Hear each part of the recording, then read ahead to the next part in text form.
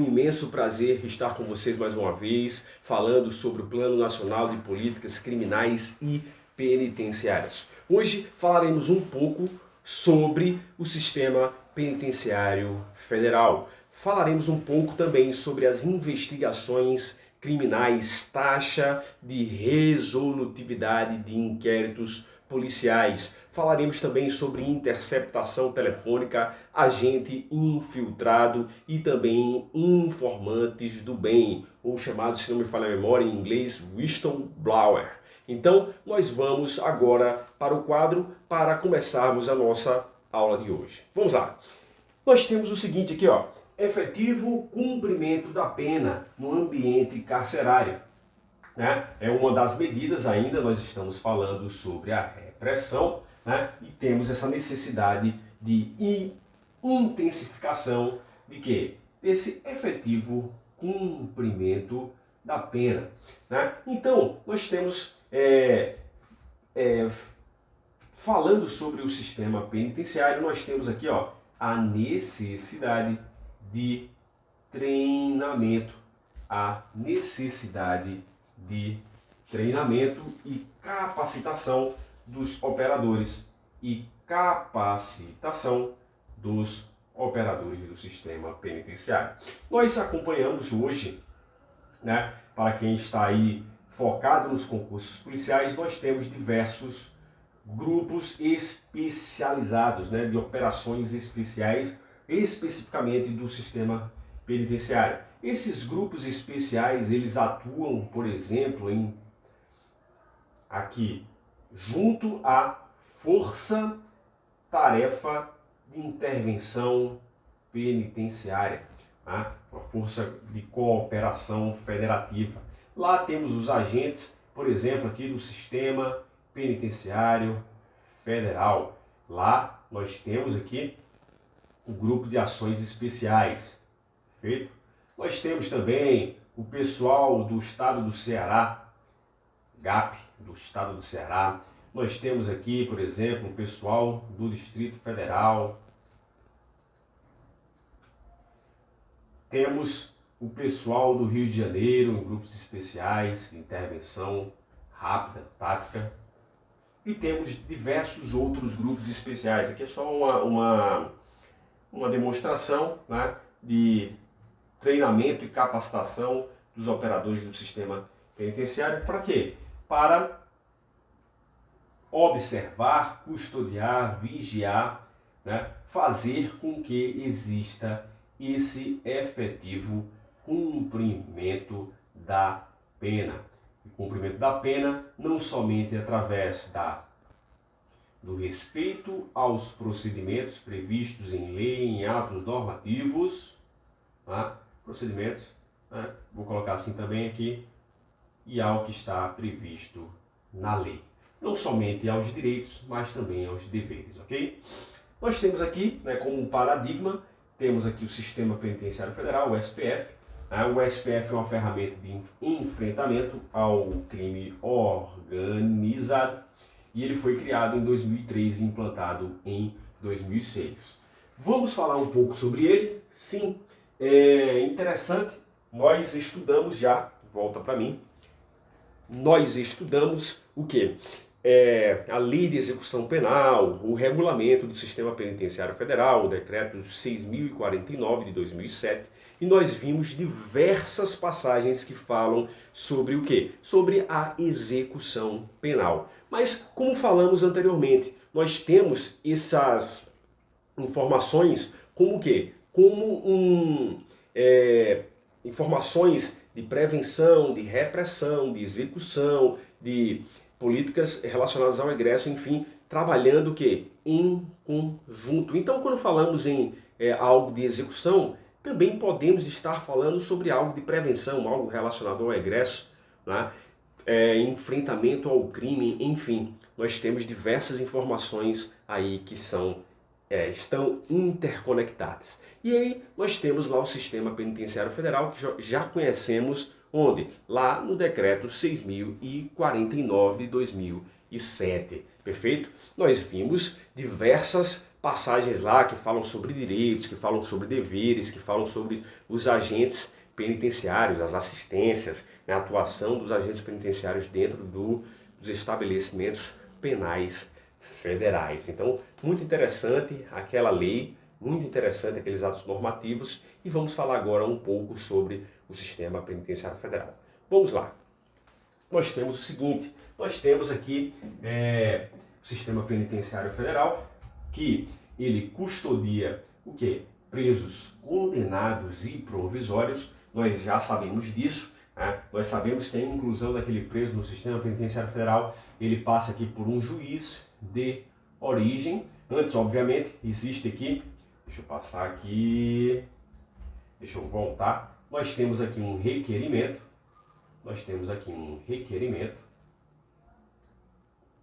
Esse requerimento, né, que pode ser lá de uma autoridade administrativa, do próprio preso, do Ministério Público, ele vai ser enviado a quem? Ao juiz de origem, vamos colocar aqui como um juiz estadual, e posteriormente esse juiz de origem, ele dá o ok aqui, deu o ok para que o preso seja enviado para o sistema penitenciário federal.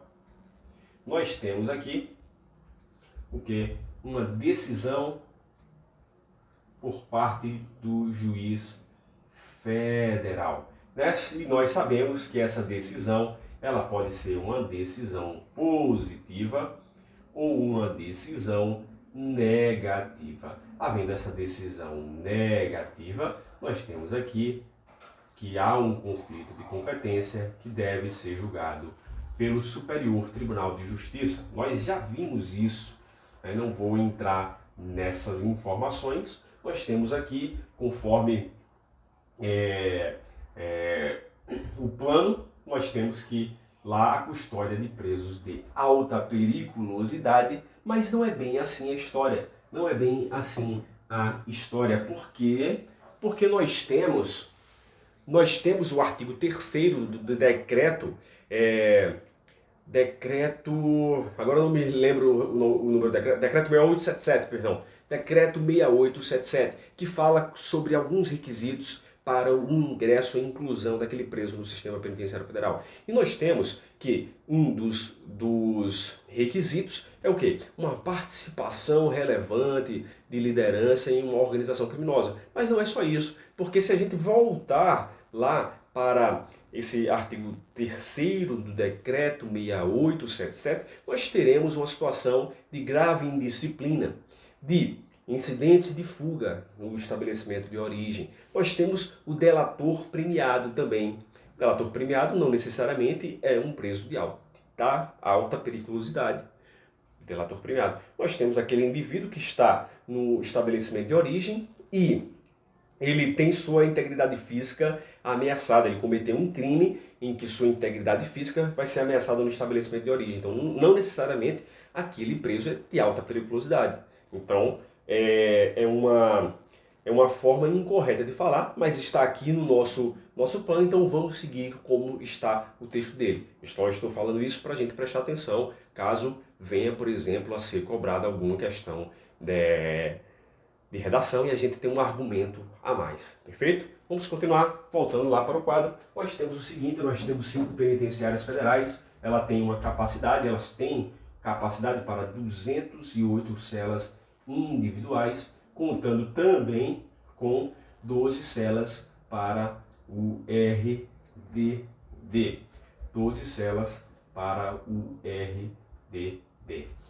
Não temos registro, né, sem registros de quê? De fuga, sem registros de drogas, sem registro de celulares, presos usando celulares, sem registros de rebelião, motins de presos, enfim, não temos esses registros aí. Nós temos aqui que temos um efetivo adequado de agentes federais de execução penal, né, para custodiar esses presos, por isso que existe um maior rigor aqui, porque temos um número adequado, e temos aqui, no caso do plano, o plano fala que nós temos um pacote, porque como esse plano é anterior, então nós temos o seguinte, que ele fala assim, um projeto de um pacote anticrime. Por quê? Porque o pacote anticrime ainda não existia.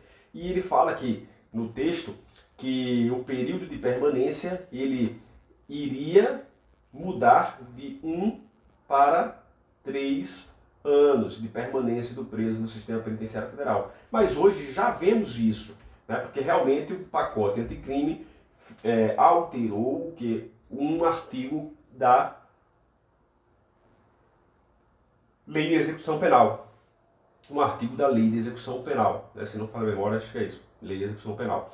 Então nós temos aqui essa alteração, mas voltando aqui, como esse plano tem informações anteriores ao pacote anticrime, ele fala assim, o pacote anticrime, há necessidade de um pacote anticrime para mudar o período de permanência. Mas hoje já temos essa alteração, perfeito? Vamos lá, prosseguindo, nós temos o seguinte, penitenciários aqui, né, uma proposta, né, o déficit de vagas, né, uma informação interessante para falar a verdade, déficit de vagas, qualidade deficiente dos serviços prestados, né, então nós temos aqui muitos presos para poucas vagas e, em virtude disso, temos a qualidade deficiente dos serviços prestados pelo Estado. É necessário que o DEPEN, FUNPEN, execute boa administração do fundo penitenciário, né, com a finalidade de aumento do número de vagas com a efetiva construção e conclusão de novas penitenciárias. E, havendo construção de novas penitenciárias, nós temos aqui uma possibilidade de melhorar esse quadro de deficiência do sistema penitenciário, que não consegue suportar todos os presos todos aqueles indivíduos que cometem crimes, ok? Nós temos, pulando aqui o nosso capítulo, diretrizes e medidas eficientes para investigações. Tá? Nós temos o seguinte, não sei se tem esse trecho aqui, para falar a verdade, vou verificar posteriormente. Investigação, mas o que importa aqui para nós é que nós vamos falar aqui sobre investigações, ok? Nós temos o seguinte, ó, em 2007 nós temos um quadro aqui de 50 mil homicídios aproximadamente, né? E em 2017, 10 anos depois, nós temos aqui, ó, 65.602 homicídios, a taxa de 31,6 por 100 mil, né? 13, nós temos aqui, ó, 4.936 homicídios contra a mulher, 13 por dia. Né? Interessante esse número aqui, não acredito que seja cobrado em prova, né? Números muito específicos assim, mas temos o que a gente deve lembrar, né? Nós temos aqui também sempre aparecendo aqui, né, crimes de violência, crimes de estupro, né? Crimes de violência doméstica, latrocínio, roubo aqui como os crimes, olha só, o crime de roubo aqui, ó, estando no top 1 aqui. Temos também, além desses crimes lá no nosso plano, nós temos aqui que aparece também bastante, crimes de tráfico de drogas e também crime de corrupção, ok? Crime de corrupção, perfeito? Então, interessante a gente lembrar também desses crimes. Então, nós temos aqui, ó, muitos crimes que poderão ser cobrados em prova, vamos dizer assim, né? Aparece dentre os principais crimes, o crime de tráfico de drogas, o crime de corrupção também lá no plano, o crime de roubo em primeiro lugar, crime de violência doméstica, olha só esse número aqui é como muito grande, né? Muito grande mesmo, com atenção especial aqui a esses crimes, perfeito? A esses crimes aqui. Eu não acredito, assim, para falar a verdade, em algo especificamente de números, assim, né? Principalmente porque lá atrás ele fala aqui no plano, assim, uma atenção especial, para falar a verdade, a esses crimes aqui. Mas aí, como é solto, assim, diversas passagens do plano, nós temos, não temos, assim, porque são vários autores que escrevem o plano, então acaba que não existe assim uma conexão muito forte assim de organização das informações, certo? O que a gente pode afirmar aqui é que existe um aumento da criminalidade perigosa e das organizações criminosas, que são um ponto forte, vou dizer assim, top 1 mesmo, são as organizações criminosas. Há uma preocupação muito grande, principalmente quando estamos falando do poderio econômico das organizações criminosas, ok? Taxa de resolutividade, nós temos uma taxa de resolutividade que gira em torno aqui dos 20%, né? 20% dos inquéritos instaurados, inquéritos policiais. Nós temos aqui, interessante, a taxa mais baixa, a taxa mais baixa está aqui no estado do Pará. Nós temos aqui 4,3%. É interessante porque o estado do Pará ele tem muitos rios, muita área verde, é de difícil fiscalização também, difícil investigação. E temos o mais alto aqui, né, o estado do Mato Grosso do Sul, que tem uma polícia muito boa, né, girando em torno aqui de 55,2% de resolutividade dos inquéritos policiais. Vimos anteriormente que a taxa de resolutividade no Brasil inteiro não existe, né? Nos estados em que é computada, a taxa de resolutividade gira em torno de 20%, beleza? 20%. E no Brasil não temos essas estatísticas, esses números, perfeito? Muito interessante nós sabermos, conhecermos essa informação. Legal? Voltando lá, nós temos o seguinte. A criminalidade constitui um grande problema econômico, né? Um problema econômico, por quê? Porque temos um gasto de 5,9% do nosso PIB, Produto Interno Bruto, né? Que gira em torno aqui de 373 bilhões, esse 5,9% corresponde a 373 bilhões, que na verdade poderiam ser utilizados em outros campos, né, como a saúde, como a educação, por exemplo, né, mas infelizmente nós estamos utilizando aí na área de segurança, perfeito? Infelizmente nós temos esse gasto aí. Então, quando você falamos de criminosos, eles também são aqueles que afetam que a saúde e a educação das pessoas indiretamente, perfeito? A necessidade de revisão do modelo de investigação policial, já que temos muitos inquéritos policiais instaurados e muitos autos de prisão em flagrante lavrados. Às vezes eles estão relacionados a fatos leves. E aí é uma observação que nós devemos fazer aqui, ficar atento a essa informação aqui. Por quê? Porque o plano ele fala muito de focarmos em quê? Nos crimes graves, nos crimes mais graves. Por quê? Porque se nós devemos ter prioridade, nós devemos priorizar determinadas investigações, ou melhor, voltando aqui, se nós temos um determinado valor, né, um determinado caixa para utilizarmos na área de investigação, e esse caixa não dá para abranger todas as investigações, todos os crimes, então nós temos que ter uma prioridade, nós temos que ter um foco. E o foco deveria ser o quê? Os crimes mais graves. Então, às vezes a gente utiliza as polícias para investigar uns crimes mais leves e acabamos esquecendo o quê? Os crimes mais graves. Então, para nós priorizarmos. Não é que existe o desejo de não investigar os crimes leves, mas sim priorizar as armas que nós temos, perfeito? Voltando lá, nós temos então foco nos crimes mais graves.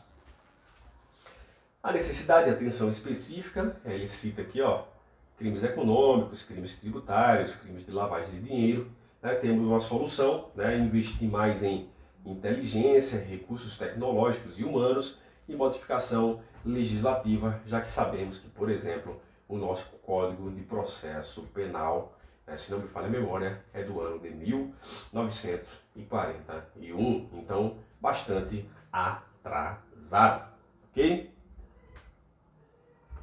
Nós temos investigação criminal, né, investimento em capacitação, como nós falamos anteriormente, né, investigação e inteligência, integração com outros órgãos. Nós vimos isso aqui, por exemplo, lá na Doutrina Nacional de Atuação Integrada de Segurança Pública, investimentos em sistema de informação, banco de dados, capacitação, integração, rastreamento de armas, importante também, lá, por exemplo, levando em consideração, considerando que a Lei 10.826 de 2003, o Estatuto de Desarmamento, e protocolos nacionais de investigação para padronizar nossas investigações. Lembrando também que devemos ter aqui uma corregedoria e órgãos de controle bastante presentes para fiscalizar também aqueles agentes da lei.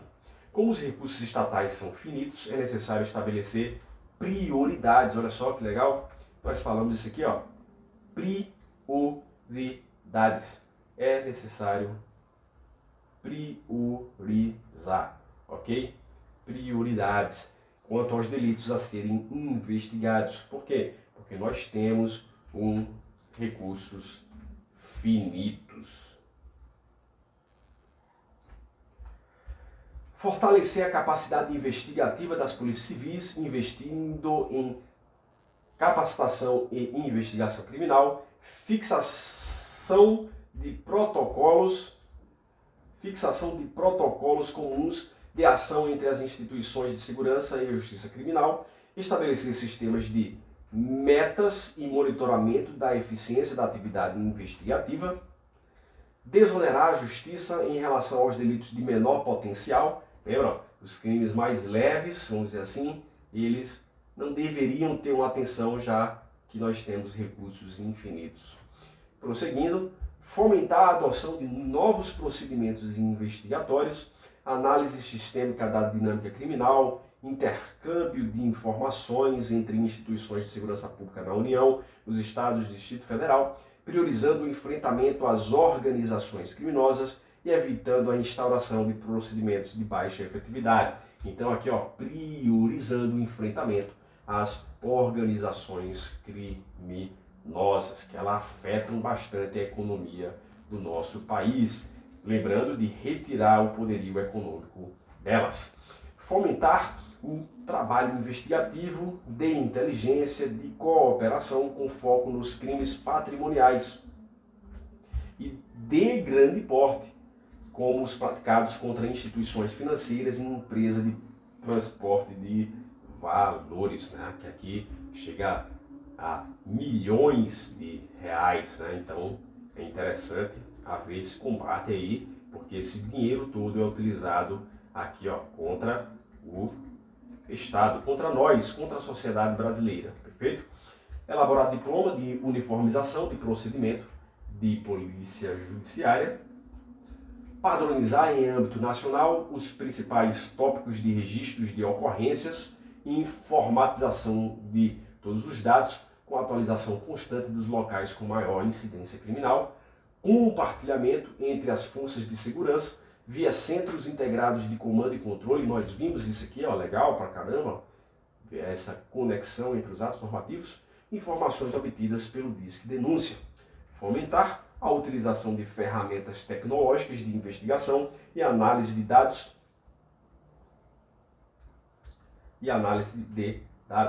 ferramentas tecnológicas de investigação, ok? Padronizar núcleos de inteligência, de novo, né, NIPO, nos 26 estados no Distrito Federal, com participação conjunta dos setores de inteligência das polícias federal, rodoviária, civil, militar, Ministério Público e do Sistema Penitenciário. Criar o Departamento Nacional de Polícia Judiciária e Perícias na Secretaria Nacional de Segurança Pública, SENASP, para a colaboração sistêmica no âmbito de inteligência policial, integração de dados e informações, capacitação profissional e cooperação com os estados nas investigações criminais de homicídios e feminicídios dolosos.